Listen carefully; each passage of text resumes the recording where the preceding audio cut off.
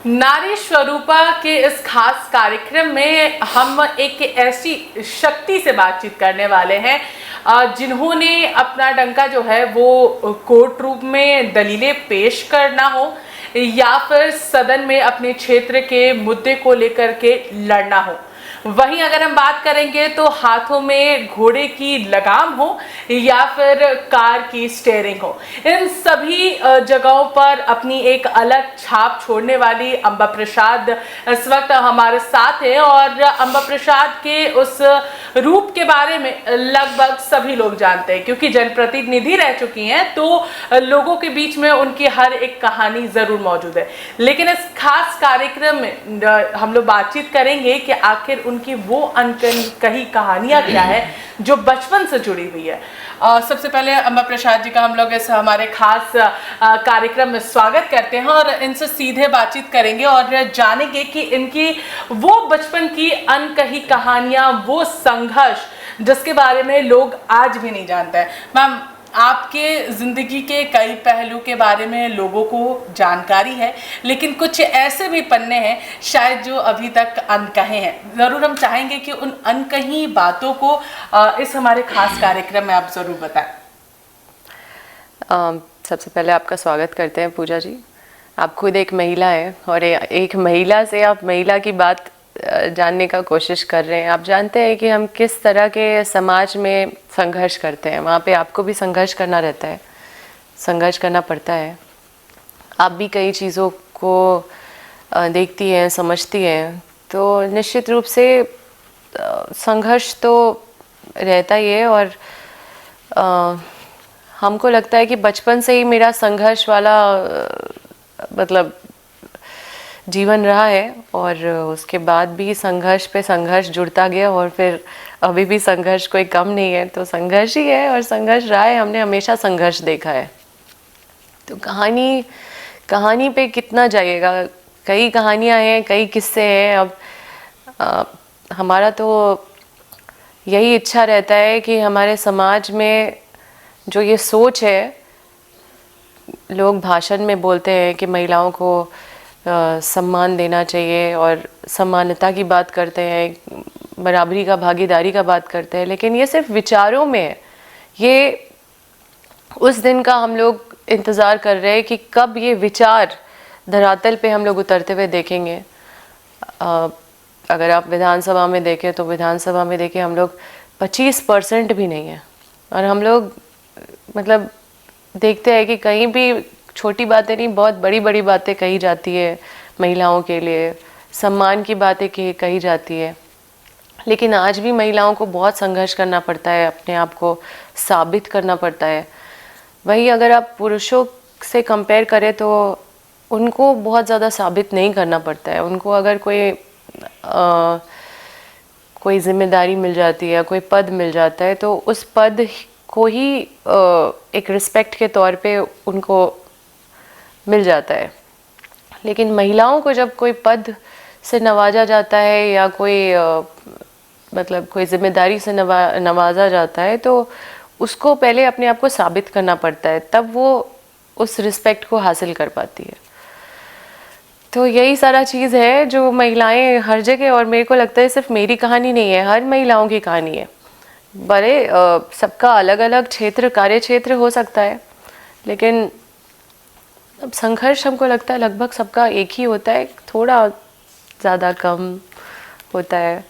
लेकिन मैम, ये तो ज़रूर आपके करियर से जुड़ा हुआ एक संघर्ष के बारे में आप बता रही हैं, लेकिन वो बचपन का संघर्ष हम जानना चाहते हैं। जब पिताजी जो है वो विधायक और उसके बाद फिर एक जनप्रतिनिधि के रूप में, और उसके बाद फिर आपका पढ़ाई करना और उस बीच में माता पिता का सहयोग, उस बीच में बहुत सारी ऐसे समस्याओं का आपको भी सामना करना पड़ा होगा।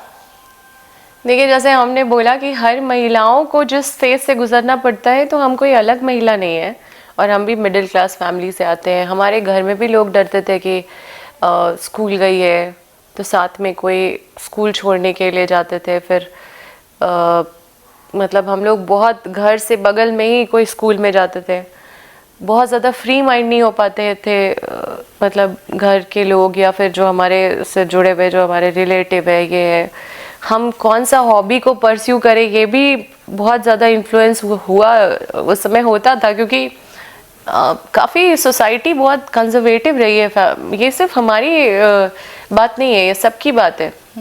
आज आपका कुछ मन किया और फिर आप अपने घर में बोलेंगे कि हमको ये मन है, मेरी इच्छा ये है, तो बहुत आपकी इच्छा अगर वैसी होगी जो सामान्य महिलाओं की इच्छाओं में नहीं फिट बैठती है, तो आपको उसके लिए संघर्ष करना पड़ेगा। या तो आप एकदम ज़िद्दी हैं, तो आप किसी तरह से आप छुप के या जैसे भी अपने अंदर वो चीज़ को उतारने का कोशिश, अलग अलग संघर्ष के रास्ते तय करके करेंगे।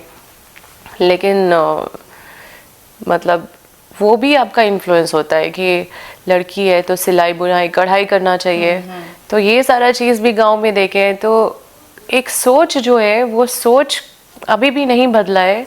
अभी भी ये पुरुष तंत्र जो पुरुष प्रधान बोलते हैं समाज है, और आज भी कई चीज़ें वैसी ही है जिसका लड़ाई हम लोग सब मिलके लड़ रहे हैं। आप भी लड़ रहे हैं, हम भी लड़ रहे हैं, कई महिलाएं लड़ रही है और अपने आप को साबित कर रही है। और हमको लगता है किसी भी महिला के अंदर कोई कमी नहीं है, बस उनको एक अवसर चाहिए, एक मौका चाहिए कि उनको एक मौका मिल जाए और वो अपना उस जगह पे अपना परफॉर्म करे, वो उस जगह पे अपना प्रतिभा को दिखाए, अपने सपने को सच करे।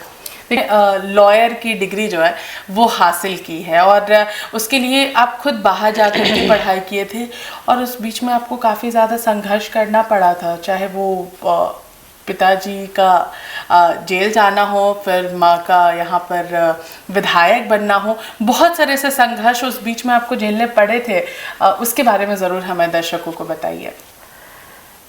अब उन सारी बातों को मुझे लगता है कि संघर्ष का मेरे को कोई अफसोस नहीं है, क्योंकि संघर्ष मेरे को मजबूत बनाया है बहुत। आज जो मतलब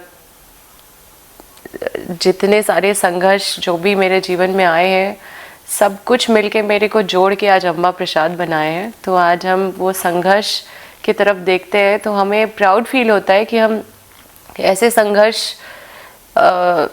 से होके आए हैं जो मतलब सामान्य नहीं था, और उसको हम पार किए हैं और बहुत पेशेंटली, बहुत अच्छे से उसको हैंडल कर पाए, हार नहीं माने। और उस समय मतलब बहुत सारे लोग हैं कि गिव अप कर देते हैं, गिव अप नहीं किए, उम्मीद नहीं खोए, पॉजिटिव रहे, सबको उम्मीद से बांधते गए, लड़ाई लड़े, अपने अंदर लड़े, अपनी अंदर की भी लड़ाई होती है। आप इमोशनल होते हैं और लड़कियां तो इमोशनल होती है और काफ़ी इमोशनल होती है, बहुत रोए हैं, बहुत सारा चीज़ झेले, लेकिन आज फाइनली सब कुछ जो पीछे रह गया, जो लोग साथ छोड़ दिए, साथ नहीं दिए, ये सारी चीज़ें बहुत कुछ सिखाती है और ये सब आपको जोड़ के एक मजबूत शक्ति से परिचित कराती है। और हमको लगता है ये सारा काम आता है क्योंकि आप अभी भी उस दौर से गुजर रहे हो और आपका आने वाला समय भी आपका बहुत मतलब जो आपका समय बीत चुका है उससे भी ज़्यादा आपको आगे अपनी तैयारी उस और भी मजबूती से करनी है। तो जो संघर्ष रहा है वो कम नहीं रहा है और मुझे लगता है संघर्ष से घबराना नहीं चाहिए। संघर्ष हमेशा आपको कुछ ना कुछ देता है, वो आपसे कुछ लेता नहीं है। मैं चाहूंगी कि कुछ स्टोरीज जरूर आप बताएं जब आप दिल्ली में थी और वहां पर आप जब पढ़ाई कर रही थी, लॉ की पढ़ाई आप कर रही थी, उसके बारे में हमारे दर्शकों को जरूर बताइए, क्योंकि बहुत सारे लोग नहीं जानते हैं कि आपने दिल्ली में किस तरीके से लॉयर की पढ़ाई की है सामान्य व्यक्ति बन करके। सामान्य तो हम हमेशा सामान्य रहे, कोई हम बहुत वैसा नहीं है हमारा।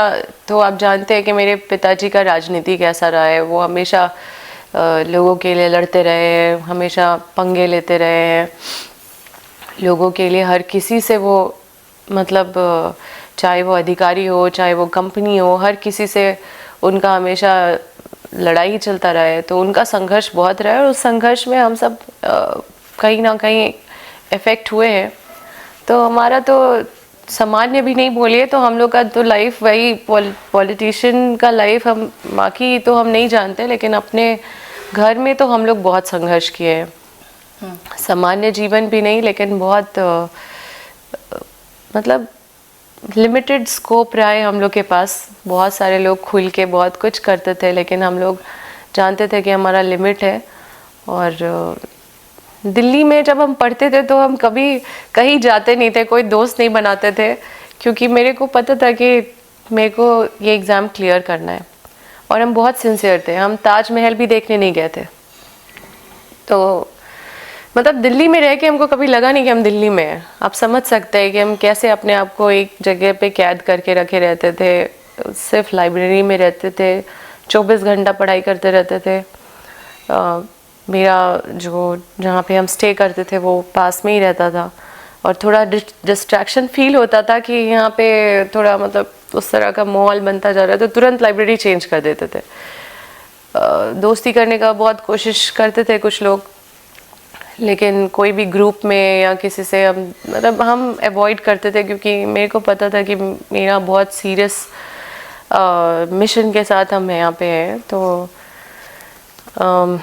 दोस्ती भी नहीं किए किसी से और कोई ग्रुपिज़म नहीं किए, कभी घूमने नहीं गए, कभी दिल्ली नहीं देखे, कभी बहुत ज़्यादा एक्सप्लोर नहीं कर पाए दिल्ली को।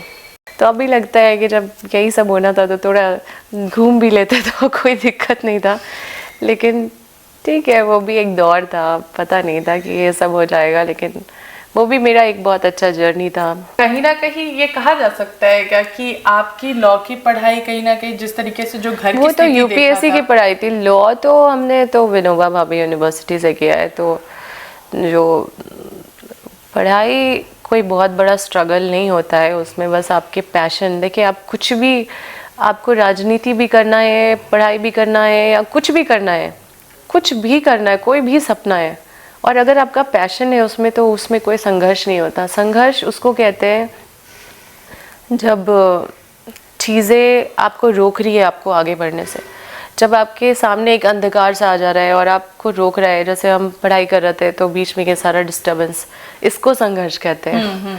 संघर्ष उसको नहीं कहते कि आपको रात दिन पढ़ना है, ये तो मज़ा आता है। जब आप करना चाहते हो तो आप दिल से करना चाहते हो तभी करो, और जब कर रहे हो तो उसमें कोई संघर्ष नहीं है। आप अगर लोगों के साथ खड़े हो 24 घंटा, उनके साथ सेवा में लगे हो, ये कोई संघर्ष नहीं है। भूखे रहना पड़ता है, वो रहना पड़ता है, तो भी मतलब उतना आपके हार्ट को या माइंड को इफ़ेक्ट नहीं करता है। लेकिन संघर्ष तब होता है जब आपके पीछे ऐसे ऐसी ताकतें होती हैं जो आपको उस मिशन तक जाने से रोक रही है। फिर आपके लाइफ में यू टर्न आता है, फिर आपको समझ नहीं आता है कि आपका लाइफ अंधकार में जा रहा है, कि क्या हो रहा है, कहाँ पे you are going, where are you heading. तो संघर्ष उसको कहते हैं।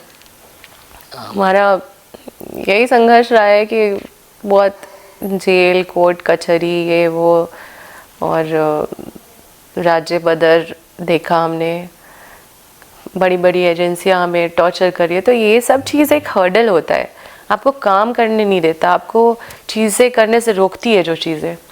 हम समझते हैं कि मेरे हिसाब से इसका संघर्ष का डेफिनेशन यही है कि आपके जो मिशन है उसके बीच में अगर कोई चीज़ आ रहा है ना, तो वो संघर्ष है।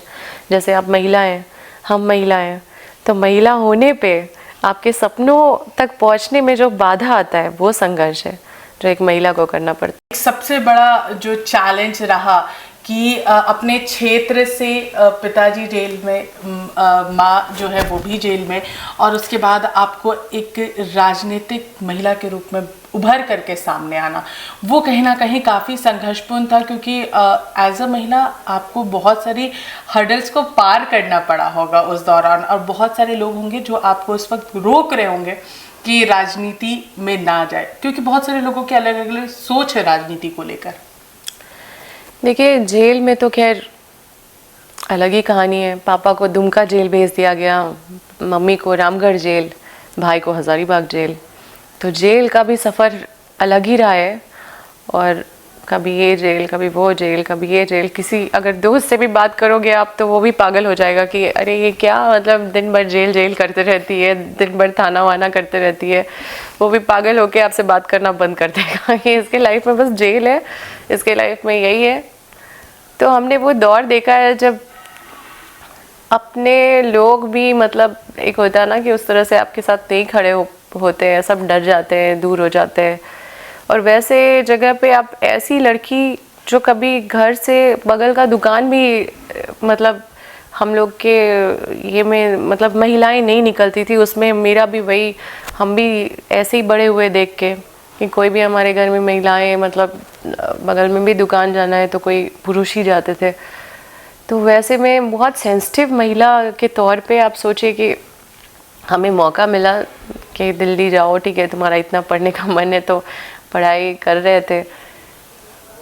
हालांकि बहुत सारे दूर के रिलेटिव लोग बोलते रहते थे कि क्या ज़रूरत है इतना दूर भेजने का, ये वो, मतलब कई चीज़ें आप देखते हो जो हमको लगता है कि ये उनकी गलती नहीं है, ये हमारे समाज में ये चीज़ें सब जगह देखने को मिलेगी, बहुत ओवर प्रोटेक्टिव होते हैं। और शायद से आपके सपने पूरे हों वो भी मैटर नहीं करता है, आप लड़की हो और बस आपको बस ये करना है, शादी वादी करके आप सेटल हो जाओ, सेटल उसको कहते हैं। तो ये सारा जो डेफिनेशन एक समाज में होता है बस यहीं तक सीमित है समाज। आपका एजुकेशन बस इसलिए होना चाहिए क्योंकि आपका शादी में बायोडेटा अच्छा दिखना चाहिए कि इतना पढ़ी लिखी है। तो हमारा समाज आज भी बहुत पीछे है और सोच आज भी बहुत पीछे है। हम लोग विचारों में जो चीज़ को ला रहे हैं वो चीज़ को हकीकत में नहीं ला पा रहे। हर जगह आप देखिएगा कि सारा चीज़ बहुत ही वेकेंट, बहुत खोखला टाइप का है और महिलाओं को उतना अवसर नहीं मिल पाता है जितना अवसर मिलना चाहिए। और महिलाएं जहाँ पे भी अवसर मिल रहा है बहुत अच्छा कर रही है। तो मतलब यही सब चीज़ें हैं। और मैम, जब आपका पहला जो पूरा चुनाव जीतने के बाद जब आप पहली बार लोगों के बीच गई और उसके बाद जब लोग एक टकटकी निगाहों से आपको देख रहे थे कि अब शायद बड़का गांव की स्थिति जो है वो बदलेगी या फिर विकसित होगी, हम कह सकते हैं, और ज़्यादा उसका विकास हो सकता है क्योंकि आपके पिताजी संघर्ष देखिए, मैं ऑनेस्टली बता रही हूँ, मुझे पॉलिटिकल ज्ञान बिल्कुल नहीं था और हम पब्लिक में बहुत ज़्यादा हमको मतलब एक लड़की जो घर के अंदर रही है हमेशा, जो हमेशा पर्दे के पीछे रही है, जिसको एकदम फ्रैंकली बोल सकते हैं कि ठीक है सपने बहुत थे मेरे, बहुत एडवेंचरस थे हम, बहुत सारा हॉबी था मेरा, dancing, singing, music, horse riding, swimming, मतलब कोई अंत नहीं है, मतलब इतने हम डायनेमिक थे। लेकिन वो एक मेरा वो भी मतलब क्या बोले उसको, आइसोलेशन के साथ वो हो जाता है, जैसे आप अकेले रह के भी अपने हॉबी को परस्यू कर सकते हो। तो बहुत ज़्यादा आपको इंटरेक्शन वाला माहौल में आप बड़े नहीं हुए हो। तो उसके बाद फिर आप एक ऐसे जगह पे आपको खड़े कर दिया गया है क्योंकि पूरा परिवार जेल में है और उस समय ना आपको कोर्ट कचहरी उतना समझ में आ रहा है कि कैसे आप वकीलों से डील करें, कैसे आप चीज़ों को हैंडल करें, पॉलिटिक्स क्या होता है। सीरियसली मतलब कभी कोई इंटरेस्ट नहीं लिया और हम लोग कभी ऐसे बैठ के इन सब चीज़ों को कभी समझने का भी कोशिश नहीं किया। तो जब हम मतलब इस तरह से जब आ रहे थे तो हमें बस ये पता था कि पापा ने बहुत काम किया है क्षेत्र में, बहुत संघर्ष किया है क्योंकि रात में 1-2 बजे रात को आते थे। तो मतलब उनको उनके साथ जस्टिस होना चाहिए, उन्होंने कुछ गलत नहीं किया है, उनके ऊपर इतना एलिगेशन, इतना ऐसा अखबार में ऐसा खबर पढ़ते थे जैसे कि एकदम सांस अटक जाता था पढ़ के, लगता था कि ये क्या पढ़ रहे हैं, ये तो नहीं किया मेरे पापा, ये क्या पढ़ रहे हैं। तो और बेटियां कैसी होती है, मतलब यू नो द वेरी, मतलब उनके लिए उनके फादर हीरो होते हैं। तो आई वॉज लाइक कि मतलब पापा को जस्टिस दिलाना है और इसलिए उस समय तो मतलब कई डिस्टर्बेंस आए। एक बार तो मम्मी जब उनको टिकट मिला था पूर्व विधायक निर्मला देवी जी को, तो फिर उस समय भी फादर को जेल में डाल दिया गया था ताकि चुनाव से दूर कर दिया जाए। तो उस समय भी एक बार पूरा डिस्टर्ब हो गए थे हम। फिर आए, फिर क्या हम बोले क्या बोले पता नहीं, हम कहाँ क्या भाषण दिए कुछ पता नहीं, सब इमोशनल था। और इनफैक्ट दिग्विजय सिंह आए थे तो काफ़ी देर वो लेट आए थे और हम देख रहे थे कि लोग इंतज़ार कर रहे हैं और वहाँ से कुछ कुछ लोग जा रहे हैं, और बगल में ही कोई मतलब वो राजनाथ सिंह बीजेपी के साइड से आए हुए थे या आजसू के साइड से, पता नहीं। तो वहाँ पे हमने भाषण दे दिया था कि क्या आपको बाहर के लोग आके बताएंगे कि यहाँ पे आपके मतलब यहाँ पे आपके विधायक, आपके जो बीच में रहने वाले हैं, वो उनको मतलब सपोर्ट करना चाहिए कि नहीं करना चाहिए। और पता नहीं हम क्या क्या बोले, बहुत इमोशनल थे। और क्योंकि मेरे को पॉलिटिक्स से कोई मतलब नहीं था और लेना देना नहीं था, हमको मतलब बस ये इंश्योर करना था कि मेरे पापा के साथ जस्टिस होना चाहिए, उसकी लड़ाई लड़ रहे थे। फिर हम सोचे सब ठीक हो जाएगा, फिर I get back to my studies, अपना पढ़ाई करेंगे, क्योंकि मेरा तो एकदम दिमाग में सेट था। और उसके बाद फिर जब ये सब चीज़ें हुआ तो मेरे को दिखता था कि लोगों का एक्सपेक्टेशन मेरे से बहुत ज़्यादा है, बहुत। और फिर विपक्ष भी बोल रहे थे कि 15 साल का हिसाब लेंगे, 15 साल का हिसाब। तो हम सोचे कि 15 साल तो इतना काम हुआ है, मेरे पिताजी इतना काम किए हैं, हर जगह पानी से लेकर बिजली पहुंचाए, जहाँ पे कहीं बिजली का तार नहीं पहुंचा था हर जगह उन्होंने बिजली खींचने का काम किया है, ट्रांसफार्मर दिया है। और मम्मी को तो खैर 6 महीना मुश्किल से क्षेत्र में रहने दिया गया, बाकी पूरा कार्यकाल तो जेल में काटी। तो हमारा एज अ फैमिली बहुत ही स्ट्रगल स्टोरी रहा है, और लोग समझ नहीं पाए कि मेरा कार्यकाल बहुत टफ कार्यकाल था। 2 साल कोरोना एक नया चीज़ आ गया, और मेरा नया विधायकी में हम सोचे कि क्या ये कैसे इसको हैंडल करें। फिर हम भी थोड़ा एकदम हार्डवर्किंग टाइप का कैरेक्टर है ही, तो हम पूरा एकदम खुद से, मेरा ड्राइवर गार्ड सब मेरे को देख के ही भाग गया कि तो रोज़ क्षेत्र जाती है, हम लोग भी मरेंगे। और उस चक्कर में वो लोग भी मतलब सोचा कि कोविड हो जाएगा, लोग मर भी रहे थे। और लिटरली हम आपको बता रहे हैं, एकदम शाम तक ब्रश हाथ में पकड़े रहते थे, इतना कॉल आता था। हमको लगा कि क्षेत्र से लेकर पूरे झारखंड का कॉल आता था। फिर डेटाबेस तैयार कर रहे थे, प्रेजेंटेशन मतलब डेटाबेस में सारा चीज़ एंट्री कर रहे थे कि कौन से डिस्ट्रिक्ट से कौन कॉल किया, उसको राशन मिला कि नहीं, वो कहाँ पे अटका हुआ है, पूरा लिस्ट बना के विभाग में भेजते थे और सब कुछ ले कर रहे थे। तो 2 साल कोविड का टाइम बहुत टफ था मेरे लिए। लोगों को दिखाया नहीं जा सकता कि हमने क्या किया, लेकिन कोविड में बहुत इतना ईमानदारी से कोई किसी के लिए नहीं लगेगा। और क्षेत्र के लोगों के लिए ही नहीं, पूरे झारखंड में जितने मतलब जहाँ से कॉल आता था, बिकॉज आउट ऑफ ह्यूमैनिटी। और मेरे अंदर बस वही है, ह्यूमैनिटी पे ही हम काम करते हैं। और वो करने के बाद फिर जब 3 साल बचा, तो मेरे को तो इनविटेशन पूरे झारखंड में हर जगह से आता था, क्योंकि उस समय नए नए विधायक बने थे, तो ज़्यादा लोग जानते थे और ज़्यादा बुलाना चाहते थे हर जगह। लेकिन क्योंकि हम सोचे कि अभी हम अपना जो लोग वोट दे के हमको जिस उम्मीद से यहाँ पे लाएं, और पापा ने जो क्षेत्र को जितना सींचा है, पहले वो जो है उस इज़्ज़त को बचाना है, उस नाम को बचाना है और उनके संघर्ष को बचाना है। इसलिए बहुत काम किए, और मतलब जो भी काम किए हम सोचे कि ठीक है पूरा हो। मैम, इसी से जुड़ा हुआ मेरा एक सवाल है, जिस तरीके से अगर हम लोग यहाँ पर बात कर रहे हैं आपके पूरे कार्यकाल की, तो मैम ऐसा कोई कसक रह गया है क्या अम्बा प्रसाद के अंदर, जो कार्य का संकल्प लिया था वो पूरा नहीं हो पाया? अगर जनता दोबारा मौका देती है तो उस कसक को खत्म करने की कोशिश करेंगी क्या? मैं पूजा जी ईमानदारी से आपको बता रही हूँ कि हमने अपने आप को पूरा झोंक दिया था अपने कार्यकाल में। ये कोई भी मेरे साथी विधायक होंगे वो मेरे से ज़्यादा आपको बताएंगे कि अम्बा अपने क्षेत्र में एकदम छोड़ती नहीं थी, छोटा छोटा चीज़ भी अटेंड करते थे। तो हमको लगता है कि जितना हम दे सकते थे उससे ज़्यादा दे दिया है। मतलब हमने खाना छोड़ दिया, हमने सोना छोड़ दिया। कभी कभी 48 आवर्स क्षेत्र में घूमते रहते थे, जैसे रात भर कभी मंडा पूजा का टाइम होता था तो दिन भर काम करके मंडा पूजा अटेंड करके फिर अगले दिन फिर कंटिन्यू रहता था। तो हमको लगता है कि जितना हम कर सकते थे, एक संतोष है मेरे अंदर कि हमने किसी को चीट नहीं किया, अपना काम में कहीं हमने कोई कमी नहीं छोड़ा। और आज हमने ऐसा जगह बनाया कि मेरा नाम को मिटाना बड़का गांव से आसान नहीं है। तो अब मेरा आखिरी सवाल रहेगा अंबा जी से, क्योंकि अगर हम लोग वर्तमान की नए जनरेशन, नई पीढ़ी की अगर बात करते हैं, उन महिलाओं को आप क्या कहिएगा अपने संघर्ष से? क्योंकि आपके संघर्ष को जब वो सुनेंगी तो ज़रूर आपको रोल मॉडल के तौर पर देखेंगी, तो उन महिलाओं को, उन छात्राओं को आप क्या संदेश दीजिएगा?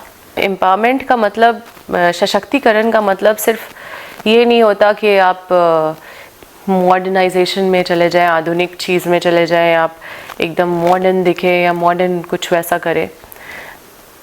एम्पावरमेंट का मतलब होता है कि आप मेंटली अपने आप को एम्पावर करें, अपने आप को एजुकेट करें, अपने आप को जितना ज्ञान अर्जित कर सके उतना ज्ञान से अपने आप को परिपूर्ण करें, पढ़े, थोड़ा एजुकेट करें अपने आप को, अच्छे से अपने चेतना को जगाएं, फिज़िकली एम्पावर करें, फिज़िकली फिट रहें, आप हर दिन एक्सरसाइज करें, हमेशा अपने आप को स्वस्थ रखने का वो भी है, और मतलब फिनेंशियली भी एम्पावर करें, अपने आप को स्टेबल बनाएं। तो एम्पावरमेंट का जो डेफिनेशन होता है उसको अच्छे से समझना होगा, और सभी महिलाओं को अपने आप को फिज़िकली, मेंटली, इमोशनली और फिनेंशियली, ये चारों तरह से एम्पावर करने का प्रयास करें कि हम कैसे मेंटली एम्पावर हो सकते हैं, हम कैसे फिज़िकली एम्पावर हो सकते हैं, उसका रास्ता तय करें। और कोशिश यही करें कि ये जो समाज में जो हम लोग हर दिन एक लड़ाई लड़ते हैं, वो सोच को बदलने का, वो लड़ाई हम सब मिल के लड़े, ताकि सब मिल के वो सोच को समाज से दूर कर सके, जो सोच महिलाओं को रोकने का काम करता है और उनके सपनों को पूरा होने देने से रोकने का काम करता है। और ये लड़ाई उतना कठिन नहीं है, अगर सब लोग मिलके इस संघर्ष को एक चुनौती के रूप में ले तो उनके सपनों को पूरा करने में कोई नहीं रोक सकता है। तो चलिए, इस खास कार्यक्रम में हमारे साथ अंबा प्रसाद थी, जिन्होंने शक्ति स्वरूपा इस कार्यक्रम में महिलाएं कैसे सशक्त होंगी उसके बारे में बात की, साथ ही साथ अपने संघर्ष के बारे में भी बताया, और सभी महिलाओं को भी ये संदेश देने का काम किया है कि आप सभी महिलाएं सशक्त हो सकती हैं हर एक क्षेत्र में अगर आप संघर्ष करती हैं। तो फिलहाल इस खास कार्यक्रम में हमारे साथ इतना ही। सहयोगी अभय के साथ मैं पूजा दुबे, न्यूज़ 11 भारत, रांची।